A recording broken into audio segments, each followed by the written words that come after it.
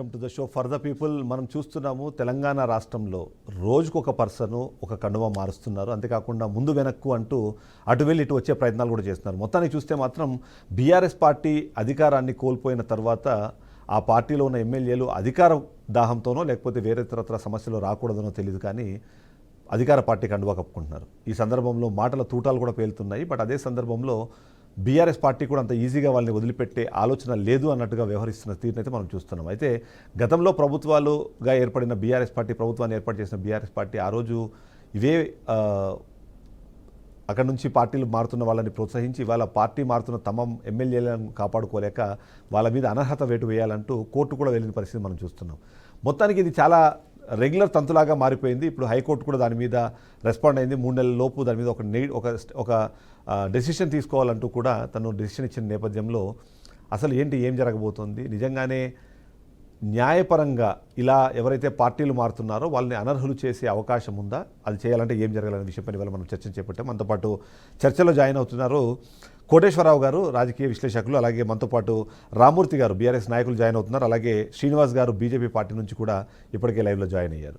మొదటగా కోటేశ్వరరావు గారి దగ్గరికి వెళ్తే, కోటేశ్వరరావు గారు, మనం చూస్తున్నామంటే గత కొన్ని సంవత్సరాల నుంచి లేదన్నా కనీసం దాదాపు 1.5-2 దశాబ్దాల నుంచి చూస్తుంటే మాత్రం చాలా క్లియర్గా పార్టీల్లో గెలవడం కాదు, అధికార పార్టీలో గెలవాల్సిన అవసరాన్ని చాలామంది ఎమ్మెల్యేలు చాలా కీలకంగా చూస్తున్నారు. గెలిచిన తర్వాత ఆ పార్టీ అధికారంలోకి రాకపోతే అయితే అధికార పార్టీకి దగ్గరగా జరగడం కానివ్వండి, లేకపోతే పార్టీల కండువాలు కప్పుకొని మరి ఆ పార్టీలో కొనసాగడం చేస్తున్నారు. బట్ ఎక్కడ ప్రజలు ఏదైతే కారణంతో వాళ్ళకు ఓటేశారో ఆ కారణం ఇక్కడ పక్కదారి పడుతుంది. వాళ్ళు ఇచ్చిన నిర్ణయాన్ని వీళ్ళు తప్పుతున్నట్టుగానే అనిపిస్తుంది. మీరెలా చూస్తారు దీన్ని? నిజంగానే మన దేశంలో, మన తెలుగు రాష్ట్రాల్లో ఇట్లా పార్టీలు మారిన వాళ్ళని అనర్హులుగా ప్రకటించే అవకాశం ఉందంటారా? మన దేశానికి స్వాతంత్రం వచ్చినప్పుడు ప్రథమ పార్లమెంట్లో కానీ లేదా వివిధ రాష్ట్రాల అసెంబ్లీల్లో కానీ చూసినప్పుడు ధనవంతులు ఎవరున్నారు, లేకపోతే నేర చరిత్ర కలిగినటువంటి వాళ్ళు ఎవరున్నారు అని వెతకడానికి భూతద్దాలు వేసి చూడాల్సి వచ్చింది. 75 సంవత్సరాల తర్వాత అవే భూతద్దాలతోటి నేర చరిత్ర లేనటువంటి వాళ్ళు ఎంతమంది ఉన్నారు, లేదా ఆస్తిపాస్తులు లేకుండా ప్రజల అభిమానంతో గెలిచినటువంటి వాళ్ళు ఎంతమంది ఉన్నారు అని చూడాల్సిన పరిస్థితి వచ్చిందనేది ముందుగా మనం గమనించాలి. అంటే దీని అర్థం ఏమిటంటే స్వాతంత్రోద్యమ సమయంలో ఉన్నటువంటి ఆదర్శాలు లేదా ప్రజాసేవ అనేటువంటివన్నీ కూడా వెనక్కి పట్టి రాజకీయాలని ఒక వ్యాపారంగా మార్చుకున్నటువంటి శక్తులు ఇవాళ చట్టసభలు అన్నింటిలో, ఒక రాష్ట్రం అని కాదు, ఒక కాంగ్రెస్ పాలిత రాష్ట్రమా లేదా బీజేపీ పాలిత రాష్ట్రమా లేదా బీఆర్ఎస్ లేదా తెలుగుదేశం పార్టీ పాలిత రాష్ట్రమా అని కాదు, అధికారమే పరమావధిగా ఉన్నటువంటి పరిస్థితుల్లో అలాంటి శక్తులు, వాటిల్లో కొన్ని అవాంఛనీయమైనటువంటి శక్తులు కూడా ఉన్నాయనేది మనం గమనించాలి. అందువల్లనే అటువంటి వాళ్ళకి అధికారం లేకపోతే చెరువెండిపోయినటువంటి చేప పిల్లలాగా గిలగిలా కొట్టుకునేటువంటి పరిస్థితులు వాళ్ళకు ఉన్నాయి. అందుకని ఎన్నికల్లో పెట్టినటువంటి పెట్టుబడిని అసలు వడ్డీతోటి వసూలు చేసుకోవడం ఒకటైతే, భవిష్యత్తులో పెట్టుబడికి కూడా సంపాదించుకోవాలనేటువంటి యావ మనం చూస్తున్నాం. అందువలన ఈ విధమైనటువంటి ఫిరాయింపులు, అధికారం కోసం వెంపర్లాడటం, దానికోసం రకరకాల సాకులు. ఇప్పుడు ఒకళ్ళేమో నియోజకవర్గ ప్రజల అభిష్టం అంటారు, కార్యకర్తల అభిష్టం అంటారు, లేదా నియోజకవర్గ అభివృద్ధి కోసమే అంటారు, ఒకళ్ళేమో దేశం కోసం అంటారు, ధర్మం కోసం అంటారు, లేకపోతే మరొకళ్ళు ఇంకోటి చెప్తారు. ఇట్లా రకరకాల నినాదాలతోటి తమ యొక్క చర్యలను సమర్థించుకోవడం అనేటువంటి చూస్తున్నాం. నిజానికి ఇటువంటిది ప్రజాస్వామ్యానికి ఏ విధంగానూ మంచిది కాదు. మనం చూసాం జపాన్ పార్లమెంట్ లో, అదేవిధంగా కొన్ని ఐరోపాలోని ఉన్నటువంటి కొన్ని పార్లమెంట్ లో ఈ విధమైనటువంటి లాబింగ్, అంటే కార్పొరేట్ కంపెనీల తరఫున లాబీ తరఫున ఎన్నికైనటువంటి ఎంపీలు పార్లమెంటులోనూ లేదా ఆయా ప్రాంతీయ చట్టసభల్లో కొట్టుకోవడం కూడా మనం చూసాం. అవును. అందువలన అటువంటి దృశ్యాలు భారతదేశంలో కూడా ఇప్పటికే మనం అటువంటి ధోరణులు కొన్ని మనం చూస్తున్నాం. ఇంకా అటువంటి తీవ్ర స్థాయికి లేకపోయినా కానీ ఈ ధోరణులు చూస్తూ ఉంటే అటువంటి దృశ్యాలు మనకు కూడా చాలా దగ్గరలో ఉన్నాయన్నట్టు అనిపిస్తుంది మనకు. దగ్గరలో ఉన్నట్టు ఎస్ ఎస్ ఎస్. అందుకని ఈ ఫిరాయింపులు అనేటువంటివి, లేదా ఒక పార్టీలోంచి ఇవాళ ఫిరాయించి రేపు మళ్ళా వెనక పార్టీలోకి రావడం, లేదా ఇంకొక పార్టీలోకి రావడం అనేటువంటిది అదేమి ఆశ్చర్యం కల్పించడం లేదు. ఈ మధ్య వచ్చినటువంటి కొంతమంది గురించి చెప్పినటువంటి వార్తలు. ఎందుకు అంటే 1967లోనే మొట్టమొదటిసారిగా ఒక గయాలాల్ అనేటువంటి ఒక ఇండిపెండెంట్ ఎమ్మెల్యే ఒకే రోజు 3 పార్టీలు మార్చి మొత్తం ఈ ఫిరాయింపుల దానికి ఆయారాం గయారాం అనేటువంటి ఒక ప్రఖ్యాతమైనటువంటి లోకోక్తిని సృష్టించాడు. ఇవాళ ఆ ఆయారాం గయారాం చూస్తే ప్రతి పార్టీలోనూ మనకు కనిపిస్తున్నారు. ఇది నిజంగా విచారకరం. అయితే మనం నేను అడిగిన రెండో ప్రశ్న మీరు ఆన్సర్ చెప్పేలోపు ఒకసారి అంటే మిగిలిన వాళ్ళని కూడా ఒకసారి నేను ఇంట్రడ్యూస్ చేసుకొని మళ్ళీ మీ దగ్గరకు వస్తాను. మనతో పాటు శ్రీనివాస్ గారు, ఇక్కడ మనం చూస్తున్నాం అంటే కీలకమైన అంశంగా మనం చూసినప్పుడు ఏంటంటే ఎవరైతే అక్కడ ఆ పార్టీకి ఒక పార్టీకి అక్కడ ఉన్న ప్రజలు ఒక ఓటు వేశారు అంటే ఆ పార్టీని అలాగే ఆ అభ్యర్థిని కూడా వాళ్ళు యాక్సెప్ట్ చేసినట్టు, మిగిలిన వాళ్ళు రిజెక్ట్ చేసినట్టుగా సింప్లిఫై చేసుకుని మనం మాట్లాడుకోవాలి. బట్ ఆ పార్టీలో ఉన్న వ్యక్తి అంటే ఆ వ్యక్తి ఉన్న పార్టీ ఒకవేళ గెలవని పక్షంలో గెలిచిన పార్టీలోకి వెళ్ళిపోవడం కానివ్వండి, ఆ వెళ్లే క్రమంలో జరుగుతున్న ఈ పరిణామాలన్నీ వాటన్నీ చూసిన తర్వాత నిజంగానే ఓట్లు అన్నవి కేవలం అభ్యర్థిని చూసేస్తున్నారా, పార్టీలను చూసేస్తున్నారా, లేకపోతే ఆ పార్టీల గుర్తులను బేస్ చేసుకొని వెళ్తున్నారా అన్నది అనుమానం వచ్చేంత స్థాయికి ఇవాళ ఈ ఆయారం గయారంలో అయితే తీసుకొచ్చారో అనిపిస్తుంది. మీ విశ్లేషణ ఏమంటారు?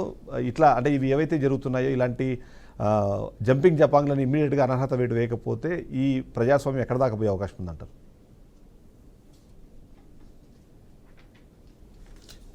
ఇంతకుముందు పార్టీ కూడా టీఆర్ఎస్ పార్టీ, ఇప్పుడు బీఆర్ఎస్ గా మారిన పార్టీ కూడా గతంలో 0 వాళ్ళకి ఎమ్మెల్యేలు ఎంపీలు ఎవరు లేకుండా ఈ ఆయారంగా ఎక్కడ పార్టీ నుండి వచ్చిన వాళ్ళు ఒక పార్టీ వచ్చిన కాంగ్రెస్ కానీ టీడీపీ కానీ బయటికి వెళ్ళి వచ్చిన ప్రతి ఒక్కరిని వాళ్ళు చేర్చుకున్నారు.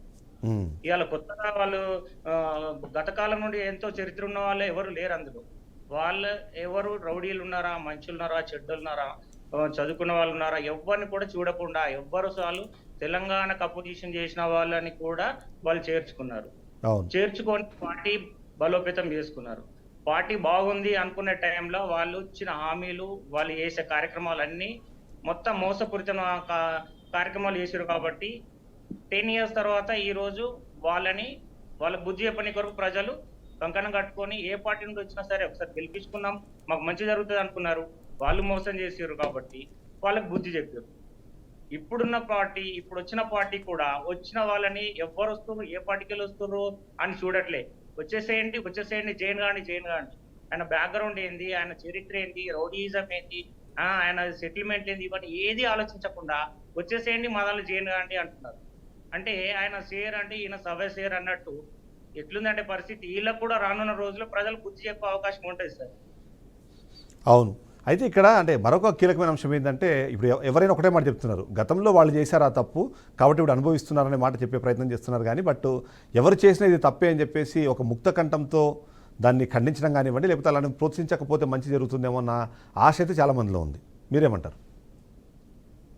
ఒక్కటైతే చెప్పగలుగుతామండి, మేము మా పార్టీ నుండి స్టాండర్డ్ ఏంటంటే పార్టీ మారాలి, మా పార్టీకి రావాలంటే అర్జెంట్ గా ఇమ్మీడియట్ గా వాళ్ళు రాజీనామా చేయాలి.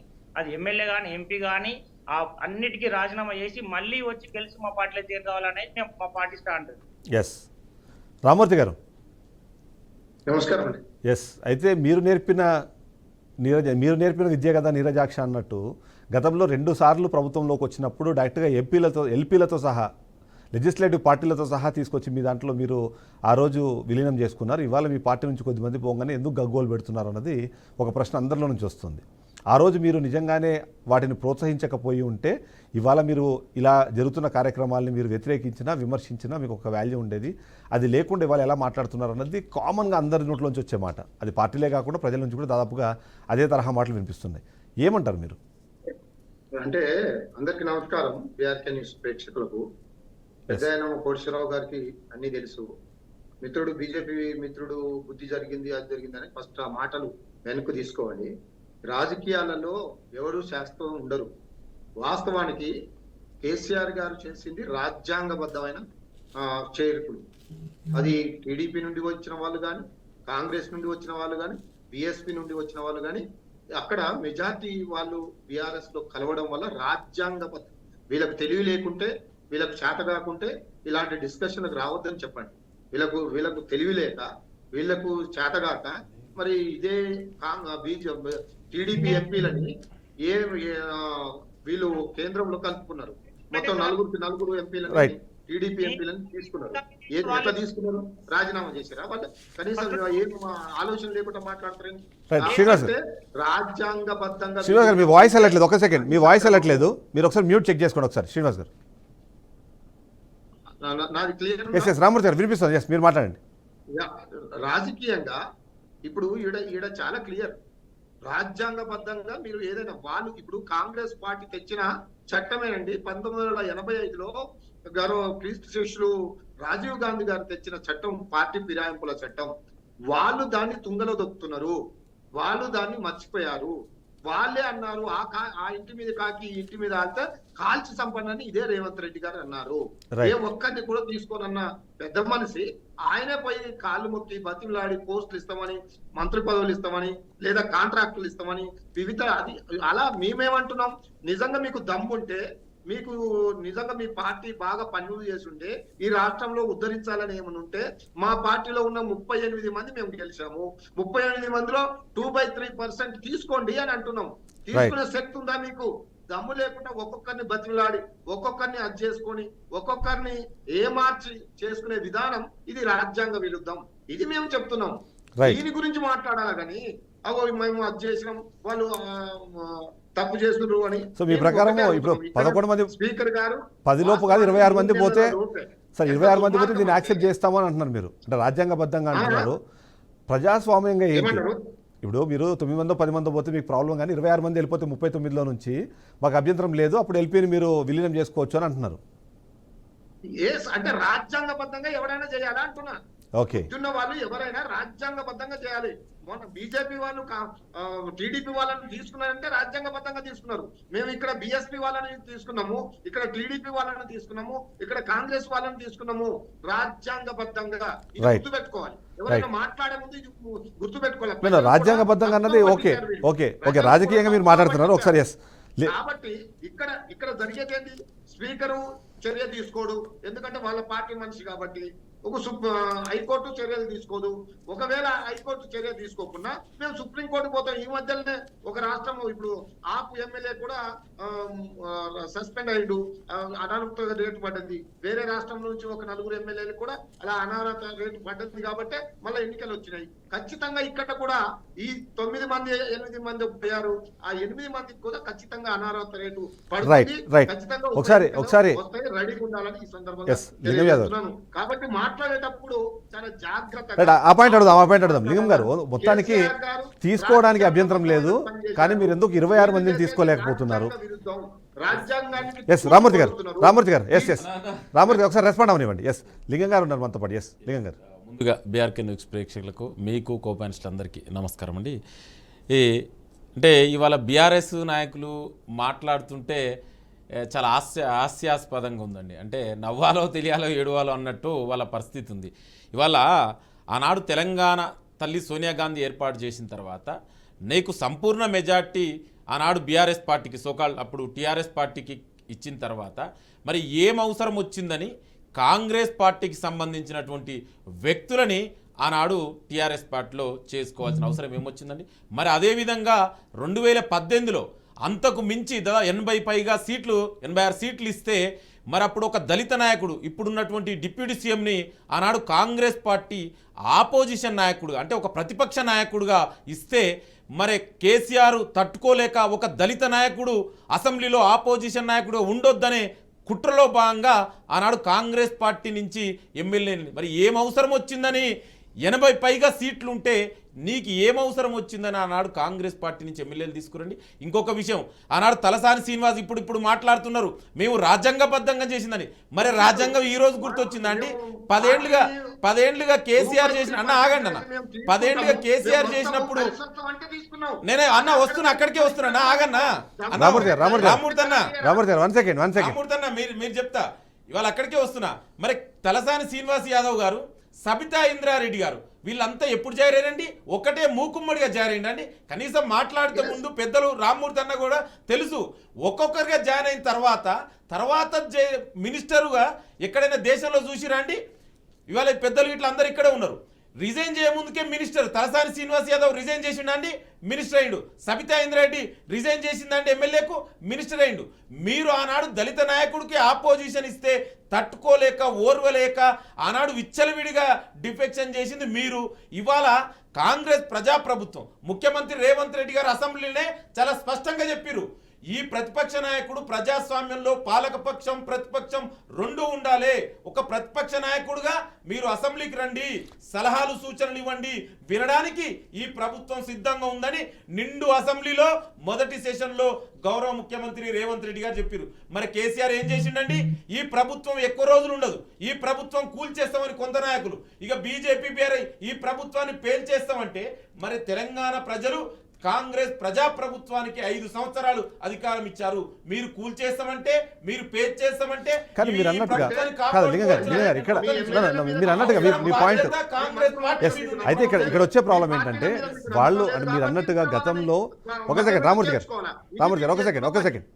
ఒక సెకండ్ అయితే ఇక్కడ ఏదైతే పార్టీల ఫిరాయింపుకు సంబంధించి చూసినప్పుడు మీరు మాట్లాడుతున్నట్టుగా ఇక్కడ నుంచి ఒక పార్టీ నుంచి ఒక వ్యక్తిని తీసుకొని ఆయన డైరెక్ట్గా ఎంపీ సీట్ ఇచ్చే ప్రయత్నం కూడా జరిగింది. సో అలాంటివి అయితే చేయలేదు కదా. కనీసం మీరు అన్నట్టుగా మంత్రి పదవి ఇచ్చారు, మంత్రి పదవి ఇవ్వడానికన్నా ముందు ఎల్పీని పూర్తి స్థాయిలో విలీనం చేసుకోవడం. మీరు అంటే ఒకరొకరు వచ్చి జాయిన్ అయినా సరే వాళ్ళ మీద ఎప్పుడు కండువా కప్పలేదు. కండువా కప్పే టైంకి మీరు అన్నట్టుగా ఏదైతే మొత్తం లెజిస్లేటివ్ పార్టీ మొత్తం మాలో విలీనమయ్యే అవకాశం ఉందన్నప్పుడు మాత్రమే వాళ్ళు ఆ కార్యక్రమం అన్నది చేశారు. సో మీరు అలా కాదు కదా, ఒకరొకరు వచ్చిన వెంటనే మీరు అన్నట్టుగా. ఎందుకంటే నేను ఇక్కడ ఒకటే పాయింట్ చెప్తాను, రేవంత్ రెడ్డి ఒక స్టేట్మెంట్ ఇచ్చారు, ఏమని మేము గేట్లు తెరిస్తే మొత్తం అంతా లోపలికి వచ్చేస్తారు అని. ఒకసారి గేట్ తెరిచారు, ఒకరిద్దరు వచ్చారు, మళ్ళీ మూసేశారా? ఎందుకు 26 మంది లేదు? మేము అనుకుంటే బీఆర్ఎస్ పార్టీ అనేది మొత్తం సర్వనాశనం అయిపోతుందనో లేకపోతే మొత్తం అంతా అది లేకుండా అయిపోతుందనే విషయం మీరు మాట్లాడారు. బట్ ఇవాళ అంతమంది రావట్లేదు కాబట్టి మీరు ఏదో ఇలాంటి కుడి సాకులు చెప్తున్నారని ఒక పాయింట్. లేదు డెఫినెట్గా అండి. ఇవాళ అంటే 2/30 మెజార్టీ అంటే according to Indian constitution defection జరగాలంటే 2/30 మెంబర్స్ డెఫినెట్ కూడా మీరు వెయిట్ చేయండి, ఒక్కొక్కరు వస్తారు. ఇవాళ బీఆర్ఎస్ నాయకుడు వాళ్ళ నాయకుల మీద నమ్మకం లేదు, సఫకేట్ అవుతురు, వాళ్ళ గడిల నుంచి సఫకేట్ అవుతురు. ఇవాళ బీజేపీ కూడా మాట్లాడుతుంది, బీజేపీ కూడా మనం ఒకసారి అర్థం చేసుకోవాలి. ఇవాళ దేశవ్యాప్తంగా అన్న ఒక్క నిమిషం ఆగన్నా అన్న ఆగన్న ఒక్క నిమిషం ఆగు, వస్తారు ఎందుకు తొందరపడుతున్నావు అన్న? కేసీఆర్ చేసిన అవినీతి అక్రమాలు ఒక్కొక్కటిగా బయటకు వస్తున్నాయి. ఆ గడిలలో స్వేచ్ఛ లేకుండా ఇవాళ తెలంగాణలో స్వేచ్ఛాయుత వాతావరణం ఉంది, ఒక ప్రజాస్వామ్యయుత వాతావరణం ఉంది. ఇవాళ బీఆర్ఎస్ నాయకులు ఒక స్వేచ్ఛ వాయులు పీల్చుకుంటున్నారు. అందుకే ఇవాళ కాంగ్రెస్ పార్టీకి వస్తున్నారు. ఇవాళ బీజేపీ బీఆర్ఎస్ రెండు ఒకటే, ఈ ప్రభుత్వాన్ని కూలగొడతాం పేల్చేస్తామని ఇవాళ బీజేపీ కూడా అదే చేసిందిగా. మహారాష్ట్రలో, కర్ణాటకలో, మధ్యప్రదేశ్లో, గోవాలో, మణిపూర్లో ఎలక్ట్ అయిన ప్రభుత్వాన్ని డేలైట్ మర్డర్ చేసి షిండోలని ఎగదోసింది బీజేపీ బీఆర్ఎస్ రెండు ఒకటే. మీరు ఇవాళ ఎట్లా కూలగొడతారో ఈ ప్రజాప్రభుత్వాన్ని 5 ఏళ్ళు కాపాడుకోవాల్సిందే. ఎట్లా కాపాడుకోవాలో మాకు తెలుసు. ఇవాళ అందుకే మీ సఫకేట్ అయ్యి మీ పార్టీలో గడిలలో స్వేచ్ఛ వాయులు లేకుండా ఇవాళ బయటకు వచ్చి కాంగ్రెస్ ప్రజాప్రభుత్వంలో ఒక స్వేచ్ఛ వాయులు పీల్చుకుంటారన్నా. ఒక ప్రజాస్వామ్యయుత వాతావరణం ఉంది. గతంలో గడిలలో ఉండేది, ఇవాళ సెక్రటరీ నుంచి పాలన జరుగుతుంది. ఇవన్నీ చూసి ఇవాళ మీ పార్టీ నాయకులు ఇవాళ ఒక్కొక్కటిగా బయటకు వస్తుంది. ఇవాళ గుర్తు, నేను ఒక చిన్న విషయం, కేటీఆర్ కు ఇవాళ గుర్తు వచ్చిందా అండి? మరి యాంటీ డిఫెక్షన్ లో 10 ఏళ్ళు ఎక్కడ పోయిందండి? రాజ్యాంగం గురించి ఎక్కడ పోయిందండి? ఏనాడైనా కేటీఆర్ రాజ్యాంగం గురించి ప్రజాస్వామ్యం గురించి మాట్లాడినా అన్న? 10 ఏళ్లలో ఎక్కడైనా మరి ప్రజాస్వామ్యం గురించి మాట్లాడితే పాలన సెక్రటరీ నుంచి జరుగుతుందా? రామూర్తి గారు, మీరు తెచ్చిన రాజ్యాంగ సవరణనే మీరు దాన్ని పట్టించుకోవడం లేదు, మీ నాయకుడిని మీరు గౌరవిస్తలేదు. కాబట్టి ఇప్పటికైనా మీరు అంటే ఇక్కడ రామూర్తి గారు కాంగ్రెస్ పార్టీ చెప్పాలనుకున్నది ఏంటి అంటే, అసలు ఇక్కడ గెలిచి వాళ్ళు ఏమంటారు ప్రమాణ స్వీకారం చేసిన గంటల్లోనే ఇమ్మీడియట్గా బీఆర్ఎస్ పార్టీలో ఉన్న కీలకమైన నాయకులు చేసిన వ్యాఖ్యలు ఏంటి అంటే, ప్రభుత్వాన్ని పడగొట్టబోతున్నాము, లేకపోతే ప్రభుత్వం పోతుంది, మరొకసారి కేసీఆర్ మళ్ళీ సీఎం అవుతారు అని చెప్పి మీరు చెప్పినప్పుడు, గతంలో మీరు ఏవైతే యాక్టివిటీస్ చేశారో అట్లా యాంటీ డిఫెక్షన్ లాగా అది ఎలాగైతే మీరు దాన్ని పట్టించుకోకుండా ఇంతకుముందు ఎలాంటి చర్యలు తీసుకున్నా ఈసారి మళ్ళీ ఏమైనా కాంగ్రెస్ పార్టీ నుంచి తీసుకుంటారేమో అని చెప్పి వీళ్ళ కోయిలో ఒక గంట ముందే కూర్చుందేమో అని అనుమానం కూడా చాలా మందిలో ఉంది. ఇది కూడా చాలా కుట్ర అండి. ఇప్పుడు ఎవరైతే ఆల్రెడీ పోయారో కడియం శ్రేయరి ఫస్ట్ అసెంబ్లీలో మాట్లాడాడు అంటే ఈ కడియం శ్రేయరి గారితో కూడా వీళ్ళే మాట్లాడిపించి అలా ఇగో మీ ప్రభుత్వం కూలగొడుతున్నాం అని చెప్పి మళ్ళీ ఈ మాట కావాలని సో దాని కారణాన్ని కూడా మీ వాళ్ళ చెప్పించారంట. కోటేశ్వర గారు, మీ పార్టీ మీద ఎమ్మెల్యేల మీద మీకు నమ్మకం లేదా? మీ పార్టీ ఎంపీల మీద మీకు ఒక సెకండ్ కోటేశ్వర గారు రైట్ రామూర్తి గారు మీ పార్టీ అట్లా కూలిపోతుంది రైట్ కోటేశ్వర గారు అంటే మీకు చేత కాదు. రైట్ వన్ సెకండ్ రామూర్తి గారు ఒక సెకండ్ రామూర్తి గారు ఒక సెకండ్ కోటేశ్వర గారు ఇక్కడ వచ్చే పాయింట్ ఏంటంటే సరే చేసింది తప్పు చేసింది ఒప్పు అన్నది పక్కన పెడితే దాన్ని మీరు రాజ్యాంగబద్ధంగా ఆ తప్పు చేయలేకపోతున్నారు కాబట్టి మేము గతంలో చేసినప్పుడు అది రాజ్యాంగబద్ధము, అంతేకాకుండా ఎల్పీని విలీనం చేసుకోవడం అనేది నిజంగా ఒక రకంగా చెప్పడం రాజ్యాంగం ఇచ్చిన హక్కు అనే పదం వాడలేము కానీ బట్ అది ఇచ్చిన ఒక వెసులుబాటు అనుకోవచ్చు. ఆ వెసులుబాటు మేము అప్పట్లో యూజ్ చేసుకున్నాము. మీరు మాత్రం ఇప్పుడు ఆ 26 మంది రాకముందు ఎందుకు ఒక్కొక్కరు వచ్చిన వెంటనే మీరు కండువాలు కప్పేస్తున్నారు, వాళ్ళకి సంబంధించి ఎందుకు చేస్తున్నారు అన్నది ఒక క్వశ్చన్ అయితే అడుగుతున్నారు. సో ఇప్పుడు ఇంకోటి కూడా చెప్తాను. సండ్ర వెంకటగిరయ్య గారు ఇద్దరు ఎమ్మెల్యేలు గెలిస్తే ఇద్దరు వచ్చేదాకా కండవ కూడా కప్పుకోలేదండి. ఇద్దరు వచ్చినాక కోటేశ్వర గారు ఆన్సర్ చెప్పండి. ఒక నిమిషం కోటేశ్వర గారు ఆన్సర్ చెప్పండి. తెలుసుకోవాలి అన్న చిన్న ఒకటి హాఫ్ సెకండ్. ఆ రోజు కాంగ్రెస్ నుంచి కూడా అందరూ ఒకటేసారి జాయిన్ కాలే అన్న, అది కూడా మీరు తెలుసుకోవాలి. ఒక్కొక్కరిగానే జాయిన్ అయ్యారు. 12 మంది అయిన తర్వాత వాళ్ళు ఒకసారి చేశారు. కోటేశ్వర గారు ఇప్పుడు కండవ కప్పుకున్నారా లేదా కప్పుకోకుండానే ఉన్నారా? అదేవిధంగా అధికారంలో ఉన్నటువంటి పార్టీ వాళ్ళు వెళ్ళి స్వయంగా ఆహ్వానించారా, ముఖ్యమంత్రి ఆహ్వానించారా, లేకపోతే ఇంకో వాళ్ళు ఆహ్వానించారా అనేటువంటిది అందరికీ తెలిసినటువంటి సత్యమే. కండవ కప్పుకున్నా కప్పుకోకపోయినా పార్టీ ఫిరాయింపు అనేటువంటిది వాస్తవం. రెండోది, కాంగ్రెస్ నుంచి అందరూ ఒకేసారి మూకుముడిగా రాలేదు, వరుసగా మెల్లమెల్లగా వచ్చారు. అందువలన ప్రాసెస్ ఏదైనా కావచ్చు. ఒక గతంలో జరిగినటువంటిది మళ్ళా అదే విధంగా చరిత్ర పునరావృతం కాదు, దాని భిన్న రూపంలో చరిత్ర పునరావృతం అవుతుంది. ఒకే విధంగా చరిత్ర ఎప్పుడు పునరావృతం కాదు. అదే విధంగా ఇప్పుడు కూడా జరుగుతున్నది అదే. అందువల్ల ఇవాళ కాంగ్రెస్ నుంచి వచ్చినటువంటి ఆహ్వానం మేరకు కావచ్చు, లేదా నేను ఇంతకు ముందు చెప్పినట్టుగా ఆ వచ్చేటువంటి వాళ్ళ యొక్క అవకాశవాదం కావచ్చు, ఏదైనా కానివ్వండి మెల్లమెల్లగా వస్తున్నారు. ఆ 26వ నెంబర్ అనేటువంటి ఆ మ్యాజిక్ ఫిగర్ వచ్చేంత వరకు ఈ చర్చలన్నీ సాగుతూనే ఉంటాయి. అదే విధంగా బీఆర్ఎస్ నాయకులు దీనికి ఉన్నటువంటి లీగల్ ఆప్షన్స్ ఏమిటి, అనర్హత వేయడానికి ఉన్నటువంటి లీగల్ ఆప్షన్స్ ఏమిటి అనేటువంటిది వాళ్ళు కూడా నిరంతరం డే 1 నుంచి వెతుకుతున్నారు. ముందు నుంచి కూడా బహుశా వెతుకులట్లని ఉండొచ్చు, ఎందుకంటే కొంతమంది వెళ్తారని వాళ్ళకి కూడా తెలుసు. అందుకని ఏమైనప్పటికీ ఇవాళ ఇప్పటి వరకు ఉన్నటువంటి జరిగినటువంటి చరిత్ర, కోర్టులకు ఎక్కినటువంటి వాళ్ళు లేదా కోర్టులు ఇచ్చినటువంటి ఆదేశాలు లేదా భిన్నమైనటువంటి కేసుల్లో జరిగినటువంటి వాదోపవాదాలు ఇవన్నీ చూసినప్పుడు ఈ అనర్హత అనేటువంటిది కోర్టులు నిర్ణయించేటువంటివి దాదాపు అవకాశాలు చాలా తక్కువ ఉన్నాయి.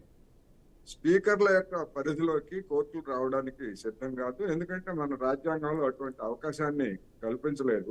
ఎవరి పరిధి వాళ్ళకి, లెజిస్లేచర్ పరిధి లెజిస్లేచర్కి, అదేవిధంగా జ్యుడిషియరీ పరిధి జ్యుడిషియరీకి ఉన్నటువంటి పరిస్థితుల్లో సలహా చెప్పగలవు తప్ప స్పీకర్లకి సలహా చెప్పగలవు తప్ప ఆదేశాలు ఇచ్చే అవకాశం లేదు. రైట్ ఇక్కడ ఒక షార్ట్ బ్రేక్ తీసుకుందాం. బ్రేక్ తర్వాత, ఎందుకంటే ఈ మధ్యకాలంలో ఇవాళ బీఆర్ఎస్ పార్టీ కూడా మెన్షన్ చేస్తుందంటే హిమాచల్ ప్రదేశ్లోను మణిపూర్లోను కోర్టులు దీంట్లో ఇంటర్వ్యూన్ అయ్యి వాళ్ళ అనర్హత వేటు పైన మీరు తేల్చండి అని చెప్పారు. తర్వాత తేల్చారు. సో దట్ వాళ్ళు కొంతమంది డిస్క్వాలిఫై అయ్యారు కాబట్టి ఆ తీర్పు కాపీలను చూపిస్తూ ఇక్కడ కూడా అదే తరహా నిర్ణయం రావాలని కోరుకుంటున్నట్టుగా మనకు అర్థమవుతుంది. కోటేశ్వరరావు గారు, ఇక్కడ హిమాచల్ ప్రదేశ్లో కానివ్వండి లేకపోతే మణిపూర్లో జరిగిన ఏవైతే ఆ 2 ఇన్సిడెంట్స్ని వీళ్ళు తీసుకొని ఇవాళ కోర్టుకు వెళ్ళే నేపథ్యంలో ఇంకా అక్కడ వాదోపాదాలు అయితే జరుగుతున్నాయి కానీ బట్ ఖచ్చితంగా కోర్టులు ఇంటర్వ్యూన్ అవ్వాల్సినంత స్థాయిలో ఇవాళ ఈ జంపింగ్లు అన్నవి జరుగుతున్నాయి. కాబట్టి కంపల్సరీ ఎక్కడో ఒక చోట ఒక బెంచ్ మార్క్ డెసిషన్ అయితే రావాల్సిందే. ఎప్పుడో మనం తయారు చేసుకున్న చట్టాలలో ఉన్న చిన్న లొసుగులను లేకపోతే పెద్దపాటి అవకాశాలను యూజ్ చేసుకుని ఇలాంటివి జరుగుతున్నాయి అన్నది. ఎందుకంటే ఇక్కడ ఎండ్ ఆఫ్ ది డే మనం చూడాల్సింది మొదటిది ఎవరైతే అక్కడ లోకల్గా ఓటర్లు ఏదైతే వేశారో వాళ్ళు వేసిన ఓట్లు, వాళ్ళు ఇచ్చిన నిర్ణయం. ఈ రెండింటినీ కాదని చెప్పి ఇక్కడ రాజకీయంగా అవసరాలను బట్టి అక్కడ రాజ్యాంగంలో ఉన్న అవకాశాలను యూజ్ చేసుకొని ఇలా పార్టీలు మారడం, కోర్టుల ఇంటర్వీనియన్స్ ఎక్కడ దాకా వెళ్ళే అవకాశం ఉందంటారు? మీరు చెప్పింది వాస్తవం. ఏ పార్టీ తరఫున గెలిచినా ఆ పార్టీకి ప్రతినిధిగా 5 ఏళ్ళు ఉండమని తప్ప మధ్యలో ఫిరాయించమని ఎప్పుడు ఓటర్లు కూడా ఇవ్వలేదు, తీర్పు ఇవ్వలేదు. ఎందుకంటే మన రాజ్యాంగంలో అలాంటిది లేదు. ఒకసారి ఎన్నికైన తర్వాత ఆ పార్టీలో కొనసాగాలనేదే స్ఫూర్తి, నిబంధన కూడా. అయితే ఈ ఫిరాయింపుల నిరోధక చట్టం వచ్చిన తర్వాత దానికి కొన్ని ముందు 1/3 ఉన్నారు, తర్వాత 2/3 అని చెప్పారు. దీనిలో కూడా ఉన్నటువంటి లోపాలని అవకాశంగా తీసుకొని సభ్యత్వాలను కాపాడుకోవడం అనేటువంటి మనకు తెలిసిందే. అందువలన ఇప్పుడు బీఆర్ఎస్ వాళ్ళు హైకోర్టుకి వెళ్ళొచ్చు, సుప్రీంకోర్టుకి వెళ్ళొచ్చు, వాళ్ళకు ఉన్నటువంటి ఆప్షన్స్ మనం కాదంటలేదు, డెఫినెట్ గా వెళ్తారు. వెళ్ళినప్పుడు ఈ అనేక కేసుల యొక్క పూర్వరంగాన్ని లేదా అనేక కేసుల సారాన్ని చూసినప్పుడు సుప్రీంకోర్టు దీనికి ఒక ఫైనల్ సొల్యూషన్ చెప్పాల్సినటువంటి తరుణం ఆసన్నమైందనేది నాకు ఖచ్చితంగా.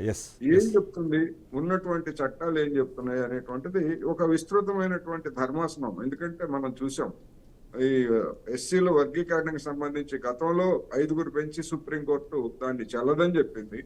7 బెంచీల సుప్రీంకోర్టు అది చెల్లుతుందని చెప్పేసి 6-1 మెజార్టీ తోటి చెప్పి కొన్ని అంశాలకు తెరదించింది.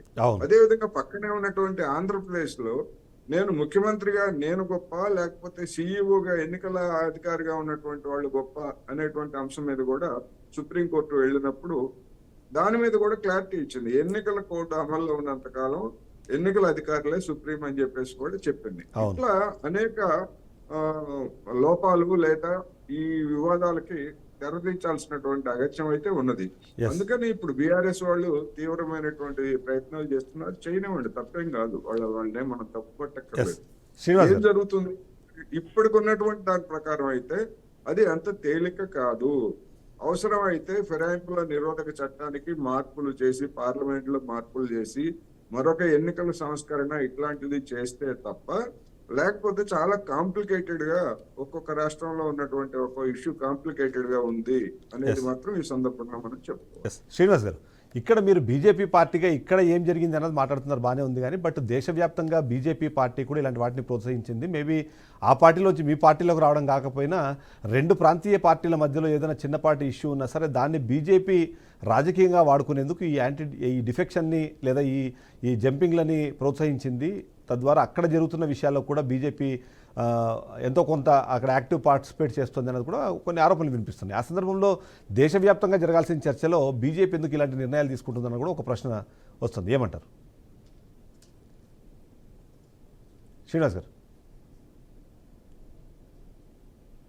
మీ ఆడియో రావట్లేదు శ్రీనివాస్ గారు, అన్మ్యూట్ చేయండి ఒకసారి. మీ ఆడియో రావట్లేదు శ్రీనివాస్ గారు, మీ ఆడియో అన్మ్యూట్ చేయండి ఒకసారి. హలో, ఎస్ వినిపిస్తుంది, చెప్పండి. ఫిరాయింపులను ఎప్పుడు కూడా మేము సపోర్ట్ చేయలేదండి. ఇప్పుడు సపోర్ట్ చేయలేము, మేము పార్టీ ఫిరాయింపులు కోరుకోవట్లేము. ప్రజాస్వామ్యం ప్రజలచే ఎన్నుకోబడిన గవర్నమెంట్లు ఎక్కడైనా పరిపాలన చేస్తే బాగుంటది, కంటిన్యూ అదే ఉండాలని మా ఇంటెన్షన్. మా అధిష్టానం వాళ్ళు చెప్పేది కూడా ఇదే. మహారాష్ట్ర అలా జరిగినట్టు మీకు అనిపించిందా? గతంలో గోవాలో అలాంటి సిచ్యువేషన్ ఉంది అనుకుంటున్నారా మీరు? రాజస్థాన్లో కూడా ఇట్లాంటి ప్రయత్నం కూడా జరిగింది అన్నది కూడా మనందరికీ తెలిసిన నేపథ్యం. ఆంధ్రప్రదేశ్ ఎంపీలు ఎస్ తప్పులేదు కదా, జంప్ చేయించుకోలేము కదా, మేము ఎవరిని కొనలేము కదా. కాదు, ఇప్పుడు అంటే సరే 2019లో ఏదైతే అంటే ఇప్పుడు మంచి ఎగ్జాంపుల్ చెప్పారు. ఆంధ్రప్రదేశ్లో టీడీపీ పార్టీ అధికారం కోల్పోయిన వెంటనే అక్కడున్న రాజ్యసభ సభ్యులందరూ కట్టకడుకుని 5 మందిలో 4 వచ్చి మీ పార్టీలో జాయిన్ అవ్వగానే వాళ్ళకి వెంటనే కండువాలు కప్పేశారు. ఆ ఎల్పీని కూడా తీసుకొచ్చి మీ దాంట్లో మర్జ్ చేసుకున్నారు. సో అక్కడ వాళ్ళని రాజీనామా చేయమనో లేకపోతే ఇతరత్ర అవకాశాలను చూడమనో చెప్పాల్సింది కదా అన్నది కూడా ఒక ప్రశ్న. ఇక్కడ అవకాశం లేదు కాబట్టి మీరు నీతులు చెప్తున్నారు, వేరే చోట అవసరం ఉన్న చోట ప్రతి చోట మీరు ఆ ఫిరాయింపుల్ని ప్రోత్సహించారన్నది కూడా ఒక మాట మీ మీద వినిపిస్తుంటుంది. లేదండి, మేము ఎక్కడ కూడా ప్రోత్సహించట్లేదు. రైట్, రామూర్తి గారు, మేము కావాల్సుకొని అయితే చేసి అన్వాంటెడ్ గా ఎవరైనా వచ్చి చేయను అయితే కదా అయినారేమో, కానీ మేము వాంటెడ్లీ వాళ్ళని ప్రోత్సహించి రండి అని చేసుకునేది ఎక్కడ లేదండి. రైట్, రామూర్తి గారు, ఇక్కడ మీరు వాస్తవానికి ఈ తంతు అనేది ఎక్కడో ఒక్కడ పోలీస్ స్టాప్ పడాల్సిన అవసరం ఉన్నది. ఇది రాజకీయ నాయకులకు, రాజకీయ పార్టీలకు గొడ్డలు పెట్టి లాంటిది. పాపం దీన్ని మారాలి. ఇప్పుడు పెద్దలు కోటేశ్వరరావు గారు అన్నట్టు ఇప్పుడు రేపు ఒకవేళ హైకోర్టు స్పీకర్ నిర్ణయం తీసుకోడు 3 నెలలు అయిపోయింది, 6 నెలలు అయిపోయింది. ఒక ఎమ్మెల్యే క్యాండిడేట్ మా దగ్గర గెలిచిన వారు తీసుకుపోయి ఎంపీగా కూడా టికెట్ ఇచ్చి పోటీ చేయించారు. ఇలాంటివన్నీ ఇప్పుడు హిమాచల్ ప్రదేశ్ కానీ అలాగే మణిపూర్ కానీ ఇలాంటి దాంట్లో స్పీకర్ కూడా వాళ్ళు ముట్టికాయలు వేసి సుప్రీంకోర్టు, అది సార్కు కొంత తెలియదు కావచ్చు, నాకు తెలిసిన కొంత అవసరం చెప్తున్నాను. ఆయన ఒకసారి అడుగుతారు. ఇప్పుడు రేపు సుప్రీంకోర్టు స్పీకర్ గారిని అడిగినారు అనుకో, ఏం చెప్తారు?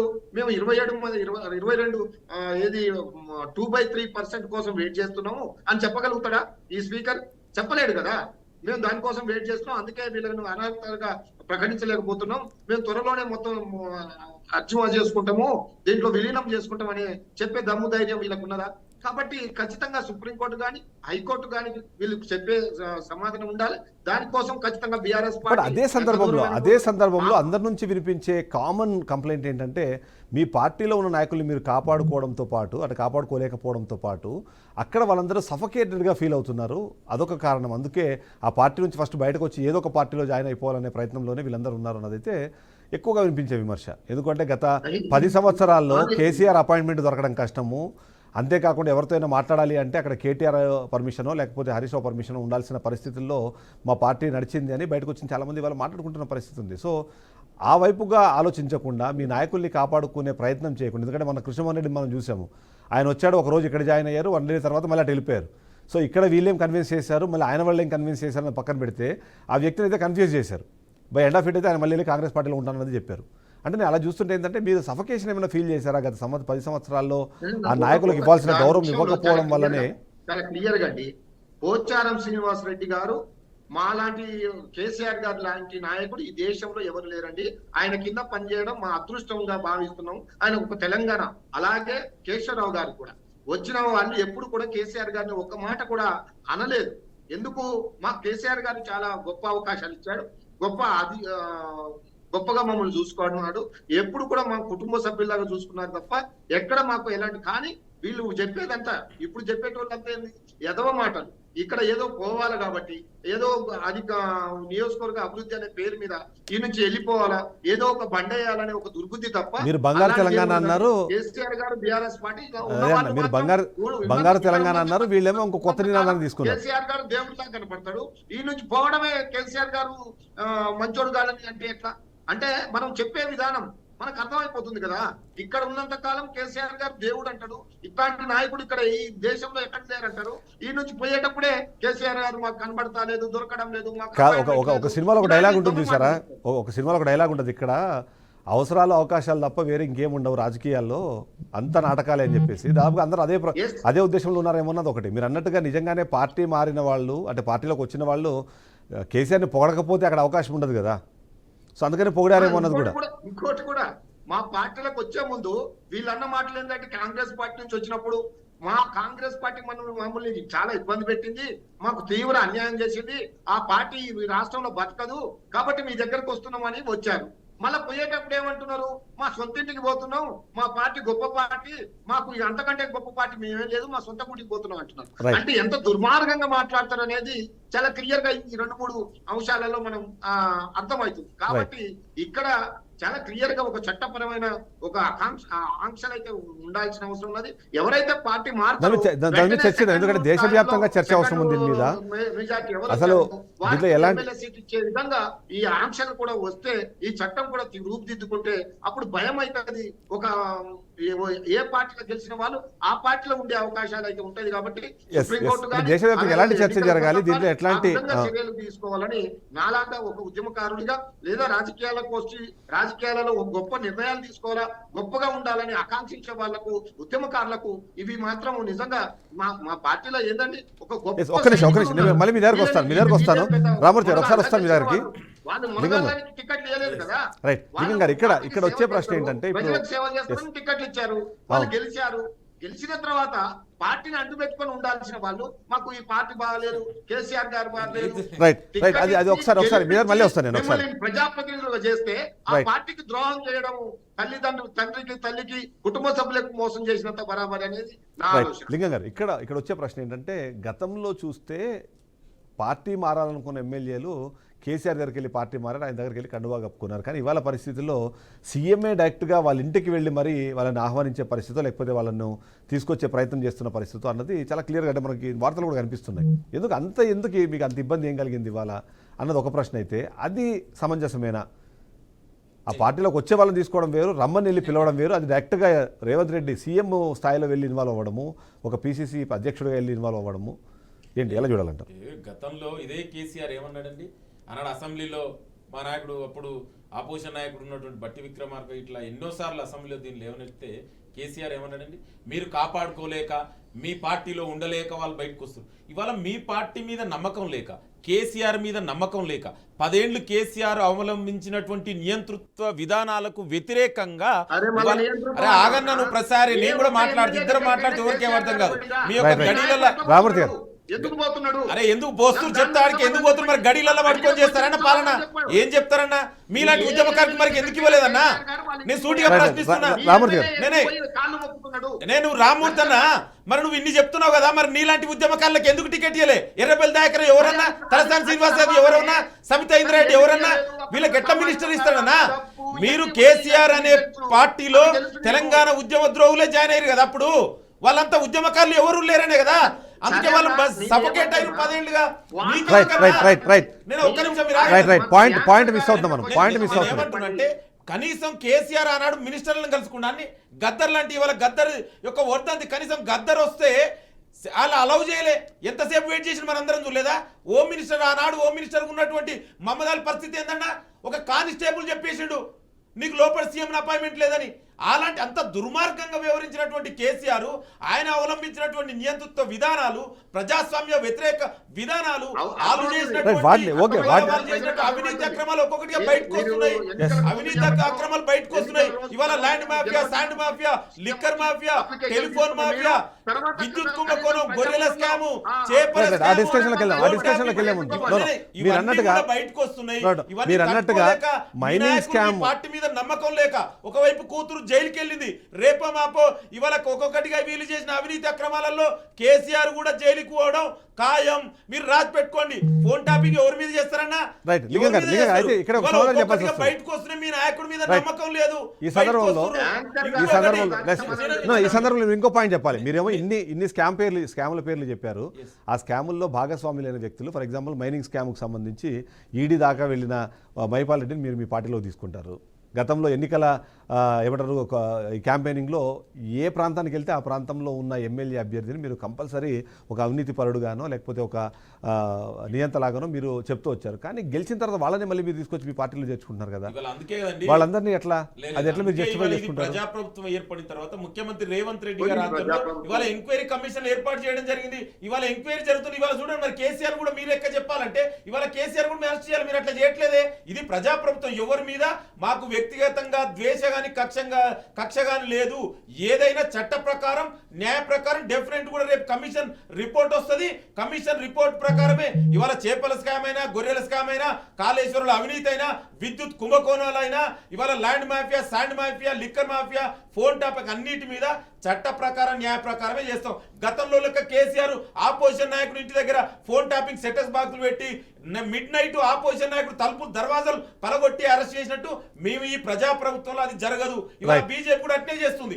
మీ మాటింటే ఒకవైపు, మాటినకుంటే ఈడీ రైడ్లు, సిబిఐ రైడ్లు, ఐటీ రైడ్లు చేస్తుంది. ఇది ప్రజాప్రభుత్వం.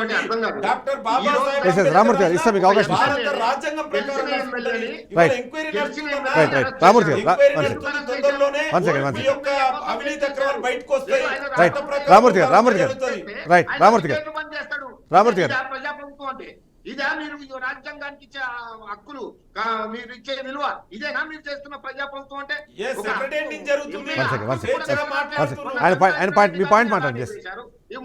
అసెంబ్లీలో అంతే చేస్తున్నారు. ప్రతిదీ కూడా ప్రజాప్రభుత్వం అంటే ఇదా? మీరు ప్రజాప్రభుత్వం అంటే ప్రజా చేత గెలిచిన వారికి మీరు ఇవ్వాల్సిన గౌరవం ఇదేనా? అందుకే ముఖ్యమంత్రి రేవంత్ రెడ్డి గారు ఏమంటారండి, ప్రతిపక్ష నాయకుడు మీరు అసెంబ్లీకి రండి. మరి ప్రజాస్వామ్యంలో ప్రతిపక్ష నాయకుడు బాధ్యత ఏందండి? ఒక సూటిగా ప్రశ్నిస్తున్నా, ప్రతిపక్ష నాయకుడు అసెంబ్లీకి రాడా? ఆ గౌరవం లేదా? చట్టసభలు అంటే గౌరవం లేదా? చట్టసభలు వద్దా చెప్పండి. మరి ప్రతిపక్ష నాయకుడు ఇంకా బాధ్యత ఏందండి? తీసుకొని ఆయన ఇంట్లో పడుకుంటాడు, ఫామ్ హౌస్ ఉంటాడు, బయట మీటింగ్లు పోతాడు కానీ అసెంబ్లీకి రాడు. అసెంబ్లీ మీద కనీసం గౌరవం లేదు. ఇంకా ప్రతిపక్ష నాయకుడు ఎందుకంటే ఆయన ప్రతిపక్ష నాయకుడు అర్హుడు ఆయనని. మా ముఖ్యమంత్రి చాలా స్పష్టంగా చెప్పిండు, మీరు అసెంబ్లీకి రండి, చర్చిద్దాం, ప్రజా సమస్యల మీద మీరు సలహాలు సూచనలు ఇవ్వండి, ఈ ప్రభుత్వం తీసుకోవడానికి సిద్ధంగా ఉందని. కానీ మీ నాయకుడు దాని గురించి మాట్లాడే, అసెంబ్లీకి గౌరవించడే, అసెంబ్లీకి రాడే. చెప్పండి మరి అసెంబ్లీలో మరి రద్దు చేసుకుందాం, అందరూ ఫామ్ హౌస్ గురించే, ఫామ్ హౌస్ లో పడుకొని పరిపాలన చేయాలి. చెప్పండి మీరు కూడా ఒక చదువుకున్నారన్నా, ప్రజాస్వామ్యంలో పరిపాలన ఎక్కడి నుంచి జరగాలి, చట్టసభలు వేయాలి, మన అందరం కూడా చదువుకున్న వ్యక్తులుగా. రైట్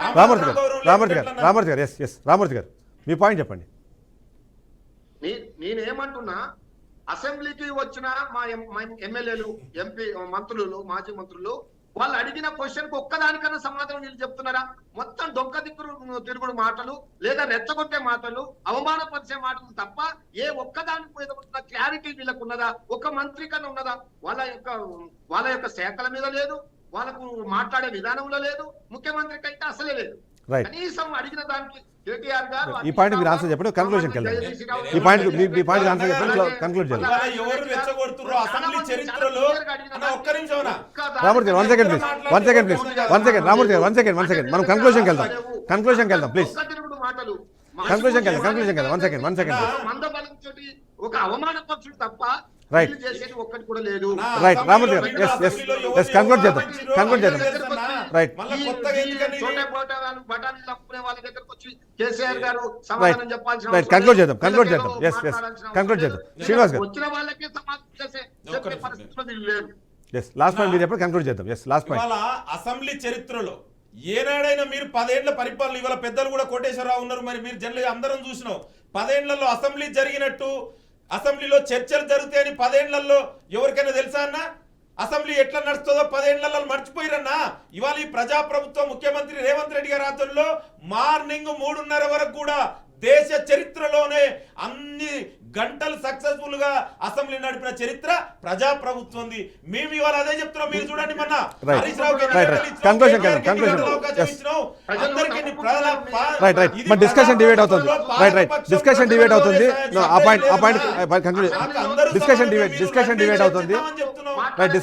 శ్రీనివాస్ గారు ఇప్పుడు రామూర్తి గారు 1 సెకండ్ కన్క్లూడ్ చేద్దాం. శ్రీనివాస్ గారు తప్పుదో పట్టిస్తున్నారు. అదే కదా మీకు మాయ చేయడం, మీకు ఇట్లాంటి గ్లోబల్ ప్రచారం చేయడంలో బీఆర్ఎస్ దిట్ట. కన్క్లూడ్ చేద్దాం. శ్రీనివాస్ గారు ఆ విధంగా చేస్తుండన్నా. ఎలాంటి రిఫార్మ్స్ రావాల్సిన, శ్రీనివాస్ గారు చెప్పండి, ఎలాంటి రిఫార్మ్స్ రావాల్సిన అవసరం ఉందంటారు నిజంగా? ఎందుకంటే ఈరోజు మనం ఏం మాట్లాడుకున్నా, ఏ పార్టీ చూసినా సరే ఎక్కడో ఒక చోట అదే తరహా ఆలోచన విధానంతో వెళ్తుంది. కారణాలు ఇంకో రకంగా చూపించుండొచ్చు, లేకపోతే అక్కడ అవసరాలను పరిస్థితులను బుచ్చిగా చూపిస్తుండొచ్చు. కానీ బై ఎండ్ ఆఫ్ ఇట్ మాత్రం ఏంటంటే, ఓట్లు వేసిన ప్రజలు వాళ్ళ నిర్ణయము, దాన్ని గౌరవించాలంటే ఎలాంటి ఇది జరగాలంటారు, ఎలాంటి నిర్ణయాలు జరగాలంటారు? శ్రీనివాస్ గారు తీర్పునిచ్చిరండి. తీర్పు ఎట్లా ఇస్తారంటే వాళ్ళ ఓటు రూపకంగా తీర్పునిచ్చారు. ఏమని అంటే, ఎక్కడైతే నష్టం జరిగిందో ఆ పార్టీని తొలగించి కొత్త పార్టీని తీసుకున్నారు. ఇప్పుడు ఇంత మెజార్టీతోని కాంగ్రెస్ ప్రభుత్వాన్ని గెలిపించి సీఎం కుర్చీలో కూర్చునిపెట్టిన సీఎం గారు కామారెడ్డిలో చేసిన కామెంట్ ఏంటంటే, మేం గెలిస్తే బీసీలకు 42% రిజర్వేషన్ కన్ఫర్మేషన్ ఇచ్చిన తర్వాత లోకల్ ఎలక్షన్స్కి వెళ్తామన్నారు. ఇప్పుడు ఆగస్టులో ఎలక్షన్కి వెళ్తున్నామన్నారు. మేము గెలిచినాక 100 రోజులకి గొర్రెలు 2వ దశ పంపిణీ చేస్తామన్నారు. అది లేదు. టోటల్లీ 420 వాళ్ళు ఇచ్చిన హామీలు 420. ఒక్క హామీకి ఒక బస్సు ఫ్రీ, రెండో హామీ మొన్న అమౌంట్ ఏదో డిస్కషన్ డిబేట్ కొద్దిగా అంటే మనం ఓన్లీ ఇవాళ అనర్హత వేటుకు సంబంధించి ఎలాంటి రిఫార్మ్స్ వస్తే బాగుంటుంది అన్న విషయం పైన కన్క్లూడ్ చేద్దాం ప్లీజ్, ఏమనుకోకండి. ఓకే అండి. అనర్హత వేటు సార్, ఇప్పుడు ప్రజలు ఎన్నుకుంటారో, ఏ పార్టీలు ఎన్నుకుంటారో ఆ పార్టీలే శాశ్వతంగా ఉండాలి. ఒకవేళ ఆ పార్టీలో ఉండడం చేత కాకపోతే, అక్కడ నాయకులు నచ్చకపోతే, ఆ పార్టీ నచ్చకపోతే, పార్టీ సిద్ధాంతం నచ్చకపోతే రాజీనామా చేసి కొత్త పార్టీ నుంచి నిలబడుకోండి, ఆ పార్టీ ఎమ్మెల్యేగా మీరు అసెంబ్లీలో ఏమైనా చేసుకోండి అని చెప్పాలి. అలా మేము కోరుకునేది కూడా అదే అండి. మేము ఒకవేళ మా పార్టీ నుండి అట్లా జరిగినా కూడా రాజీనామా చేసి గమనం ఇంట్లో కూర్చుంది తప్ప, ఇక్కడ గెలిచి ఇంకో పార్టీలో పోయి అక్కడ ఇక్కడ ఇబ్బంది పెట్టడం. ప్రజలు కోరుకునేది ఒక పార్టీలో ఆ వ్యక్తిని, ఒక కాంగ్రెస్ నుండి గెలిపించిండు అనుకుందాం, ఆయన పోయి టీఆర్ఎస్ లో జాయిన్ అవుతే ప్రజలు ఏమనుకుంటారు? జరుగుతున్న సంఘటన మనం లైవ్ లో చూస్తున్నాం, మన కళ్ళ ముందర Yes, మన yes. దగ్గర తిరుగుతున్న ఎమ్మెల్యేని చూస్తున్నాం. మొన్ననే కాంగ్రెస్ గవర్నమెంట్ లో ఉన్నాడని నేను గెలిపించిన టీఆర్ఎస్ లకి అని ఎంతో మంది వింటున్నాం కదా. ఎస్ రామూర్తి గారు ఒక లాస్ట్ పాయింట్ చెప్పండి, కన్క్లూడ్ చేద్దాం మనము. ఎలాంటి రిఫార్మ్స్ రావాల్సిన అవసరం ఉందంటారు? ఎస్ ఖచ్చితంగా ఎవరైతే 8-9 మందో 10 మందో ఈ పార్టీ బీఆర్ఎస్ పార్టీ నుంచి వెళ్ళినో వాళ్ళకి పోయి ఖచ్చితంగా అనర్హత రేటు పడుతుంది.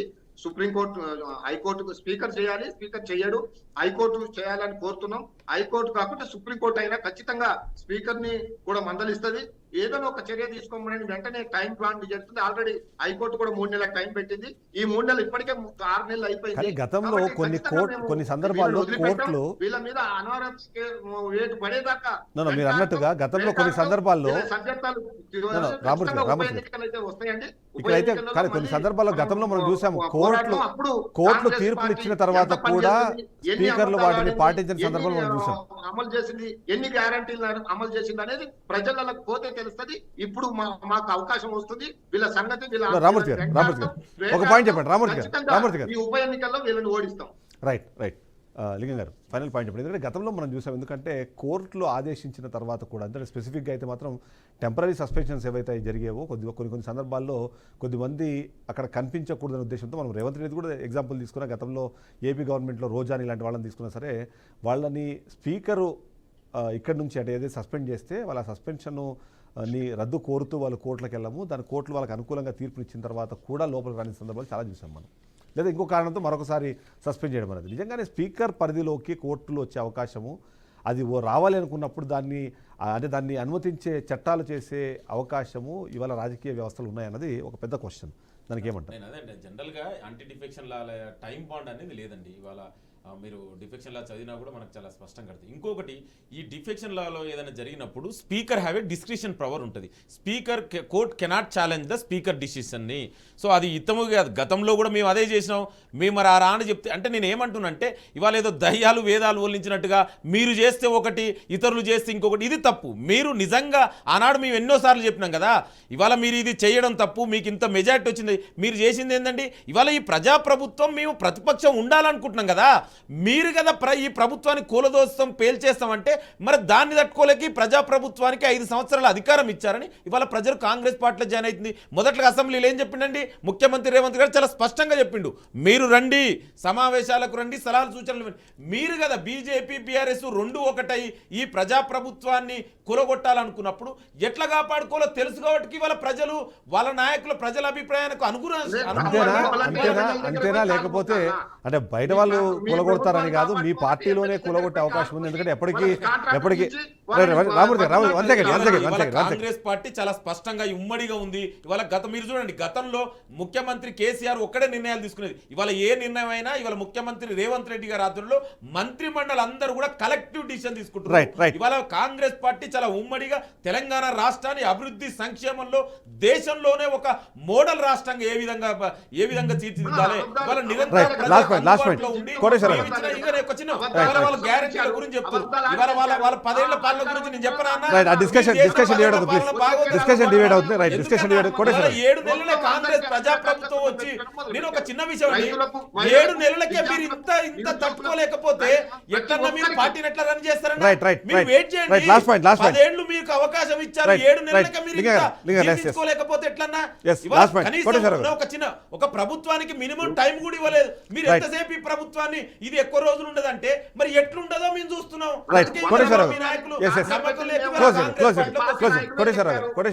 ఇక్కడ చట్టాలు చేయాల్సింది చట్టాలు రామూర్తి గారు డిస్కషన్ డిబేట్ వద్దు ఆ పాయింట్ లో కోటేశ్వరరావు ఇక్కడ చట్టాలు చేయాల్సింది మళ్ళీ ఇదే పార్లమెంటరీ వ్యవస్థ. అక్కడ సమస్య వచ్చేదే ఆ పార్లమెంటరీ వ్యవస్థ నుంచి. నిజంగానే అలాంటి స్ట్రాంగ్ ఒక చట్టాన్ని తీసుకొచ్చే ప్రయత్నము అటు బీజేపీ కానివ్వండి, ఇటు కాంగ్రెస్ కానివ్వండి, లేదా ఇతరత్ర ఈ ప్రాంతీయ పార్టీలు చేసే అవకాశం ఉందన్నది చాలా పెద్ద ప్రశ్న. ఎందుకంటే అధికారాలు వాళ్ళ చేతిలో తీసుకెళ్లి కోర్టు చేతులు ఎందుకు పెడతారన్నది ఒక అనుమానం అయితే చాలా మందిలో ఉంది. ఏమంటారు? ఇప్పుడు నిజమైనటువంటి ఎన్నికల సంస్కరణలు తీసుకురావడానికి గతంలో కాంగ్రెస్ సిద్ధం కాలేదు, ఇప్పుడు బీజేపీ సిద్ధం కావట్లేదు, ఏ ప్రాంతీయ పార్టీ కూడా నిర్దిష్టమైనటువంటి చేయట్లేదు. ఎందుకు అంటే ఈ పార్టీలన్నీ కూడా డబ్బుతోటి ఓట్లు కొనుగోలు చేసి అధికారాన్ని సంపాదించగలం అనేటువంటి ధైర్యంతోనే అందుకు అవసరమైనటువంటి పద్ధతులను అనుసరిస్తున్నాయి. Yes. అందుకని అనేక దేశాల్లో, ఐరోపా దేశాల్లో కావచ్చు, లేదా ఆసియా, లాటిన్ అమెరికా దేశాల్లో దామాషా ప్రాతినిధ్యం అనేటువంటిది ఉన్నది. అంటే పార్టీలకి జనం ఓట్లు వేస్తారు కొన్ని చోట్ల పార్టీలతో పాటు కాన్స్టిట్యున్సీస్ కూడా ఉంటాయి. అందుకని ఈ డబ్బు ప్రమేయం లేనటువంటి దాన్ని కనుక సంస్కరణగా తీసుకొచ్చేట్లయితే ఈ ఫిరాయింపులు అనేటువంటివి కూడా 50% పోతాయి. రెండోది, ఆ మిగిలినటువంటి 50% కూడా పోవాలంటే పార్టీ ప్రాతినిధ్యం, ఎవరన్నా పార్టీ మారచ్చు, కానీ వాళ్ళు ఖాళీ చేస్తే ఆ పార్టీకి చెందినటువంటి వాళ్ళకే ఇంకొకటికి అవకాశం ఇచ్చే విధమైనటువంటి సంస్కరణలు తేవాలి.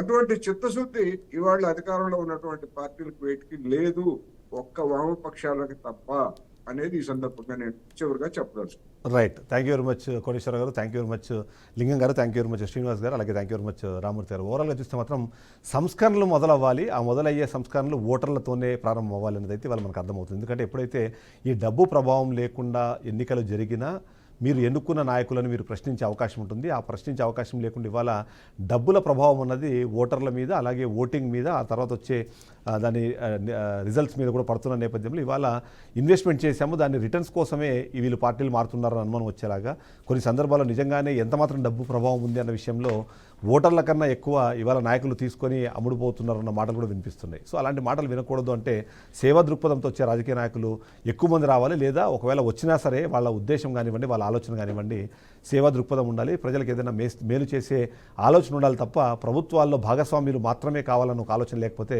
బాగుంటుంది అన్నది మనకు అర్థమవుతుంది. ఇది వాళ్ళ షో. రేపటి షోతో మళ్ళీ కలుద్దాం. Stay tune.